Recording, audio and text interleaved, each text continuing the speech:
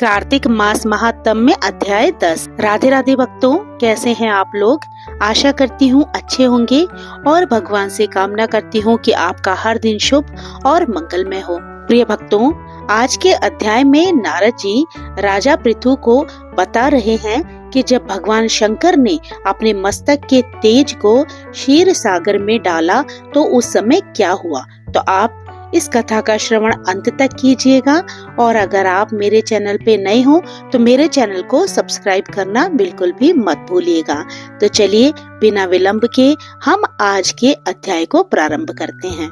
नारद जी बोले, हे राजन, जब भगवान शंकर ने अपना वह तेज क्षीर सागर में डाल दिया तो उस समय वह शीघ्र ही बालक होकर सागर के संगम पर बैठकर संसार को भय देने वाला रुदन करने लगा।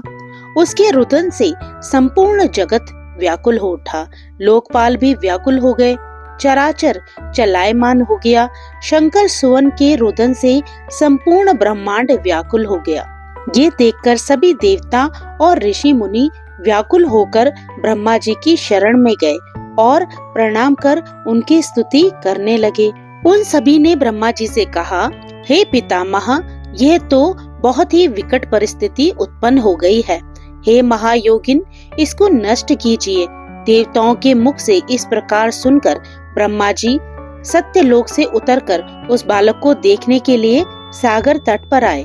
सागर ने ब्रह्मा जी को आता देखकर उन्हें प्रणाम किया और बालक को उठाकर उनकी गोद में दे दिया। आश्चर्यचकित होते हुए ब्रह्मा जी ने पूछा, हे सागर, ये बालक किसका है? शीघ्रता पूर्वक कहो। सागर विनम्रता पूर्वक बोला, प्रभु, ये तो मुझे ज्ञात नहीं है, परंतु मैं इतना अवश्य जानता हूँ कि यह गंगा सागर के संगम पर प्रकट हुआ है। इसलिए हे जगत गुरु, आप इस बालक का जात कर्म आदि संस्कार करके इसका जातक फल बताइए। नारद जी राजा पृथु से बोले, सागर ब्रह्मा जी के गले में हाथ डालकर बार बार उनका आकर्षण कर रहा था। फिर तो उसने ब्रह्मा जी का गला इतनी जोर से पकड़ा कि उससे पीड़ित होकर ब्रह्मा जी की आंखों से अश्रु टपकने लगे।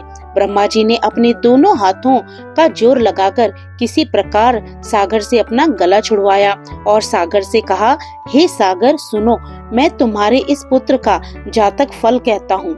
मेरे नेत्रों से जो ये जल निकला है, इस कारण इसका नाम जलंधर होगा। उत्पन्न होते ही ये तरुणावस्था को प्राप्त हो गया, इसलिए ये सब शास्त्रों का पारगामी, महापराक्रमी, महावीर, बलशाली, महायोद्धा और रण में विजय प्राप्त करने वाला होगा। ये बालक सभी दैत्यों का अधिपति होगा। ये किसी से भी पराजित न होने वाला तथा भगवान विष्णु को भी जीतने वाला होगा। भगवान शंकर को छोड़कर ये सबसे अवध्य होगा। जहाँ से इसकी उत्पत्ति हुई है, ये वहीं जाएगा। इसकी पत्नी बड़ी पतिव्रता, सौभाग्यशालिनी, सर्वांग सुंदरी, परम मनोहर, मधुर वाणी बोलने वाली तथा शीलवान होगी। सागर से इस प्रकार कहकर ब्रह्मा जी ने शुक्राचार्य को बुलवाया और उनके हाथों से बालक का राज्याभिषेक कराकर स्वयं अंतर्ध्यान हो गए। बालक को देखकर सागर की प्रसन्नता की सीमा न रही। वह हर्षित मन से घर आ गया। फिर सागर ने उस बालक का लालन पालन कर उसे पुष्ट किया। फिर कालनेमी नामक असुर को बुलाकर वृंदा नामक कन्या से विधि पूर्वक उसका विवाह करा दिया। उस विवाह में बहुत बड़ा उत्सव हुआ। श्री शुक्राचार्य के प्रभाव से पत्नी सहित जलंधर दैत्यों का राजा हो गया। तो भक्तों, आज का अध्याय यहीं पर विराम लेता है। इससे आगे कथा में क्या हुआ वह आप कल सुनेंगे। तो कैसी लगी आपको ये कथा, कमेंट करके बताइएगा। अच्छी लगी हो तो लाइक कीजिएगा और इस कथा में अंत तक बने रहने के लिए आप मेरे चैनल को सब्सक्राइब करना मत भूलिएगा। तो फिर प्रभु का नाम लेते रहिए, पुण्य के भागी बनते रहिए। जय श्री कृष्ण, राधे राधे।